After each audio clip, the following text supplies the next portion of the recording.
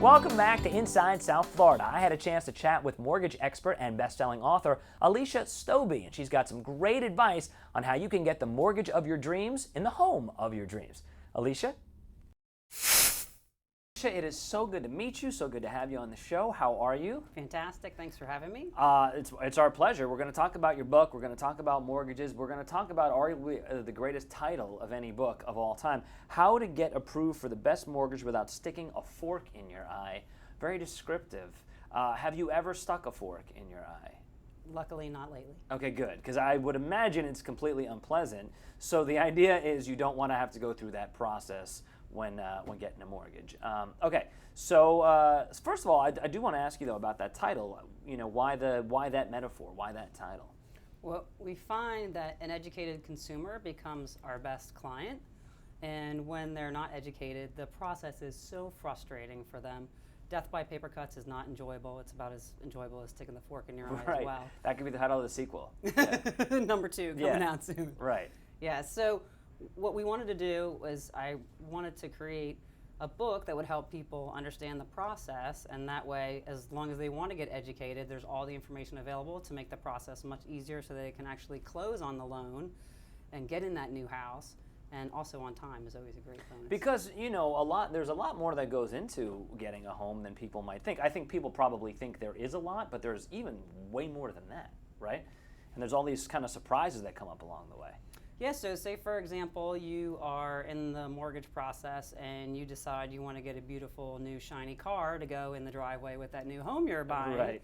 If you've already been pre-approved and you're at, let's just say for example, you're at the cap of the debt to income ratio, which is one of the calculations that lenders look at and review. If you're at that cap and then you go get that new car and it puts you over the cap, you're not going to get the house. So don't get the new car. No new car. Wait till after you're in the house. Right. All right, so you have actually 3 money mistakes that people should not make regarding buying a home. Is that one of them? That's actually on our. That's a bonus. That's a bonus. Yeah. Okay. So you're getting 4 tips. You're getting a bonus tip. All right. So out of your 3 money mistakes, what are they? So the first is not getting pre-approved, and that allows you to find out what your buying power really is. So first of all, you're looking in the right range of sales price, because it's very easy to go out and have champagne taste on a beer budget. The second one is not understanding your loan options, and that has to do with your mortgage insurance, your amount of down payment. So let's say, for example, on that down payment, you want to put down 3.5%, or you only have 3.5%, and you decide to get an FHA loan, for example, which is a great loan. It's a government-backed loan.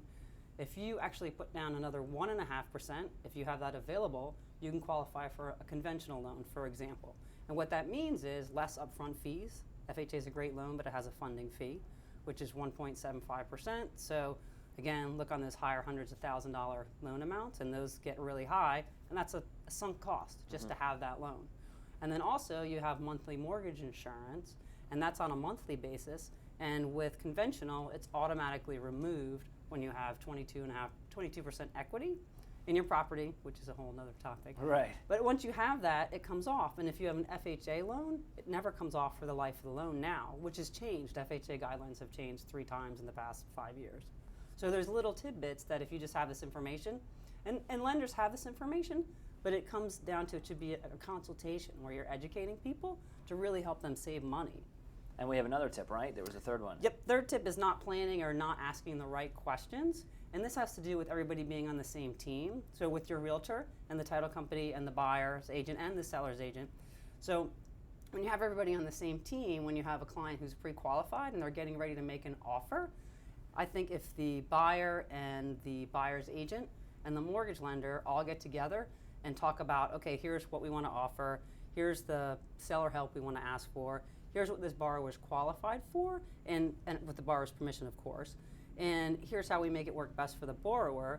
There are different caveats with each loan type. So say, for example, again, that FHA loan, which is slightly more expensive, actually allows for seller help that the seller can pay that the buyer doesn't have to. Right, and the seller might be desperate to sell. They might, who knows, they might chip in some extra stuff. Exactly. Yeah. So for example, on a $300,000 loan amount, 6% is what's allowed by FHA. So if the realtor knows that, then it enables them to go in and ask for that help. And that's $18,000 that the buyer may or may not leave on the table just because they didn't understand that that was an option Wow. in their loan. Yeah. You mentioned in point number 2, you talked about down payments. I'm just curious, is there a specific guideline? What advice to give people regarding how much they should put down? I find that it really is about the borrower being comfortable. So if it's the payment that they're comfortable with or the down payment, I myself, I like to have some cash in the bank in case, something happens on the job front or if there's a change in the economy. You never know what's going to happen. So for me, I would like to have less money down, but be comfortable with the payment and then have some funds in the bank. But it's really whatever the borrower is comfortable with. Sometimes it's payment, sometimes it's down payment. Borrowers can also get a gift for down payment, which all affects everything they pay every month.